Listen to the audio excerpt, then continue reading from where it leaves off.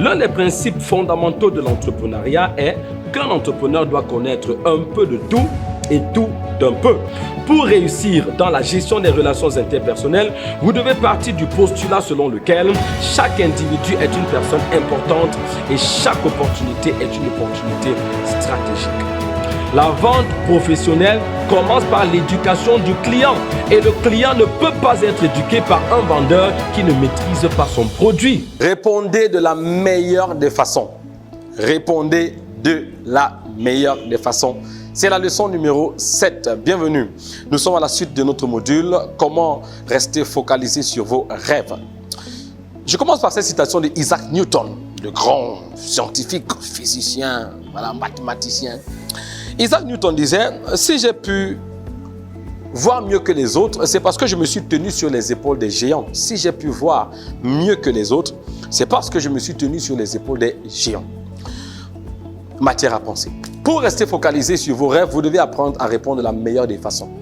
Voici un secret. Cette leçon consiste à vous donner un secret profond, quelque chose d'ultime, une clé qui vous permettra de foncer droit vers le but afin de ne pas être défoncé par les obstacles autour de vous. Ne répondez pas comme des personnes qui ne savent pas là où elles vont. Ne répondez pas comme des personnes qui manquent de caractère. Ne répondez pas comme des personnes qui ne sont pas certaines de l'avenir. Répondez de la meilleure des façons. La question est la suivante.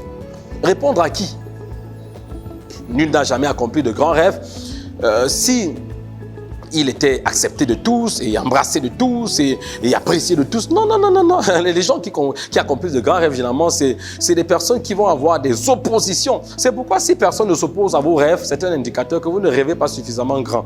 Non, je vais redire ça. Si personne ne s'oppose à votre rêve, c'est un indicateur clair que vous ne rêvez pas suffisamment grand. Si personne ne remet en question vos aspirations, alors soit elles sont trop petites, ou alors suffisamment petites pour être acceptées par de petits esprits. Ça fait un peu mal, n'est-ce pas? Alors, répondre à qui?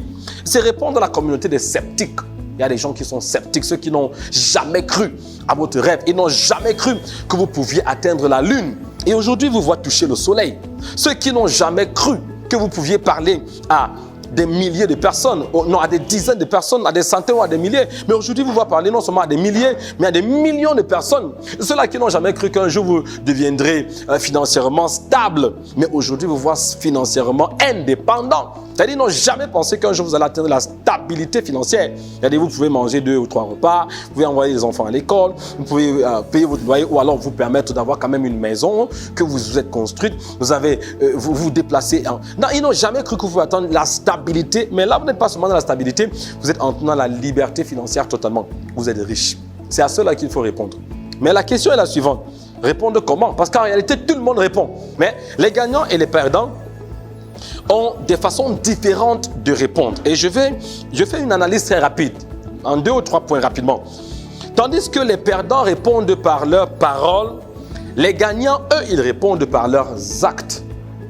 Tandis que les perdants répondent avec rancœur dans l'âme, les gagnants, eux, répondent avec grandeur d'âme. Pendant que les perdants répondent en démontrant que finalement, eux aussi, ils ont réussi, les gagnants répondent tout simplement en continuant de réussir. I love that. Alors donc, les gagnants ont compris que la plus grande revanche d'un homme, c'est son succès. La plus grande revanche d'un homme, c'est son succès. Écoutez ces phrases sonores qui doivent résonner dans votre esprit. Vos exploits vous défendent mieux que vos explications. Vos actions crient plus fort que vos déclarations. Vos constats n'ont pas autant d'autorité que vos résultats. Vos prouesses valent mieux que vos promesses. Et votre réussite est votre plus grande réponse. Alors, à présent, la question que vous avez certainement à cœur est celle de savoir comment répondre de la meilleure des façons. Coach, il y a 4 choses à faire ou 4 étapes à suivre pour répondre de la meilleure des façons. Étape numéro 1, fermez vos oreilles à la foule. Étape numéro 1, fermez vos oreilles à la foule. Voici la première façon de répondre aux détracteurs. Lorsqu'un joueur court dans un stade, la plus grosse erreur qu'il puisse commettre, c'est de donner son attention aux personnes qui sont assises dans les gradins. Parce que vous voyez, ces gens disent 1000 choses, mais vous n'avez pas besoin d'entendre ces 1000 choses, vous n'avez besoin que d'entendre une chose. Qui plus est, ce qu'ils vous disent n'est pas aussi important que ce que vous vous dites. En réalité, celui qui ouvre ses oreilles à la foule ouvre son oreille aux embrouilles. Vous devez retenir ça. Fermer vos oreilles à la foule vous permet de protéger votre enthousiasme. Parce que lorsque vous courez sur le terrain de la vie, de la destinée. Vous courez vers la grandeur. Lorsque vous êtes en train de courir dans ce stade, vous devez écouter le battement de votre cœur. Vous devez suivre le rythme de votre force intérieure. Vous devez embrasser le son de votre énergie. Parce que l'enjeu est énorme. Il y a des gens qui n'attendent que votre échec. Il y a des personnes qui attendent impatiemment la nouvelle de votre défaite. Non, vous devez fermer les oreilles à la foule et laissez-vous emporter par le mouvement de votre rêve. Étape numéro 2, oubliez la douleur dans vos jambes. Oh que oui, oubliez la douleur dans vos jambes. Il n'y a rien d'aussi douloureux que de courir avec une douleur dans les jambes. Parce que autour de vous, il n'y a que des gens qui souhaitent que vous n'arriviez pas à votre destination. La clé, c'est d'oublier la douleur que vous avez dans les jambes. Ah oui, ça fait mal, c'est douloureux, mais oubliez la douleur que vous avez dans vos jambes. Parfois, vous avez couru longtemps et vous n'êtes toujours pas proche de votre moment. La clé, c'est d'oublier la douleur dans vos jambes.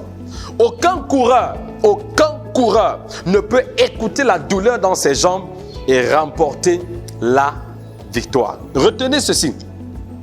Vous n'arriverez jamais à votre destination en pensant à la douleur, mais en pensant au bonheur. Yes.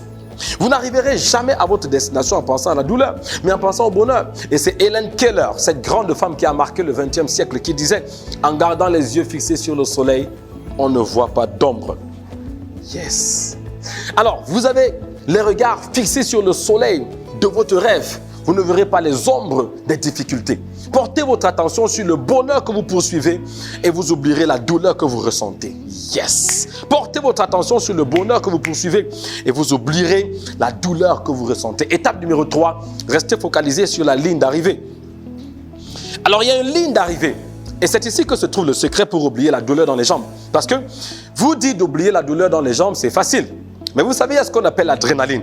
Le facteur adrénaline veut que quand on a des douleurs et que la course est... La motivation de ce qu'on va recevoir à la fin de la course peut être plus grande que la douleur. Ce qui la rend plus grande que la douleur, c'est le facteur adrénaline. Alors, restez focalisé sur la ligne d'arrivée. Lorsque vous maintenez votre focalisation sur la ligne d'arrivée, vous êtes sûr. Ouais, dans une course, il existe plusieurs lignes. Il y a des lignes verticales, il y a des lignes horizontales et il y a des lignes obliques. Le gagnant sait identifier les différentes lignes, les verticales, les obliques et les horizontales. Il sait faire la différence entre ces différentes lignes parce qu'il reconnaît qu'il y a des lignes qu'il faut traverser, il y a des lignes de départ, il y a des lignes qu'il ne faut pas traverser et il y a une ligne qu'il faut traverser automatiquement et d'ailleurs rapidement à la fin de la course. Donc lorsqu'il a identifié cette ligne, la ligne d'arrivée, il ne la quitte pas des yeux. My God, il ne la quitte pas des yeux. C'est ça le secret, les amis. Si vous espérez donner à la communauté des critiques, des sceptiques, des détracteurs une réponse appropriée, vous devez infailliblement garder les yeux fixés sur la ligne d'arrivée. Et la dernière étape, étape numéro 4, tenez bon jusqu'au bout. Alors je veux que vous écoutiez ceci attentivement. Tenez bon jusqu'au bout. Tenez bon. Nous sommes ici parce que nous avons tenu bon. Et aujourd'hui, on peut vous parler avec beaucoup de courage, d'audace, de témérité, de conviction, de confiance. Le coureur qui a les yeux fixés sur la ligne d'arrivée, c'est avec une conviction intime que c'est en continuant de tendre les bras vers l'avant qu'on continue à aller vers l'avant. C'est pourquoi les bras sont toujours tendus vers l'avant. Alors, dans chaque course, le gagnant sait qu'il n'existe pas de presque victoire. Il est conscient qu'il n'existe pas de presque succès. Il sait aussi qu'il n'y a pas de presque médaille. Il n'existe pas de presque bataille. Donc, il n'existe pas de demi-victoire. Il n'existe pas de demi-succès. Il n'existe pas de demi-bataille. Il n'existe pas de demi-médaille. C'est justement pourquoi il n'existe pas de demi-médaille. Parce qu'il n'y a pas de demi-bataille.